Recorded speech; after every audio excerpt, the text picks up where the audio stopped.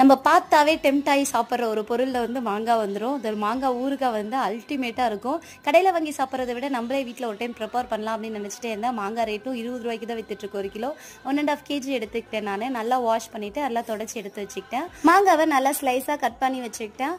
1 spoon வெந்தயம் 1 spoon கடுகு எடுத்துகிட்டு நல்லா ஒரு பேனில் வச்சு வறுத்து எடுத்துக்கிட்டேன். கருகிடக்கூடாது.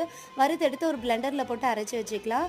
கட் பண்ணி வச்ச மாங்காயில் வந்து 1 ஸ்பூன் காஷ்மீரி மிளகாத்தூள் 1 ஸ்பூன் மெரு மிளகாத்தூள் உப்பு தேவையான அளவு ஆட் பண்ணிக்கிட்டு நம்ம அரைச்சி வச்ச அந்த பேஸ்ட்டை ஆட் பண்ணி நல்லா வந்து பிளெண்ட் பண்ணி விட்டுடலாம். அது ஒரு 10 நிமிஷம் ஊறட்டும்.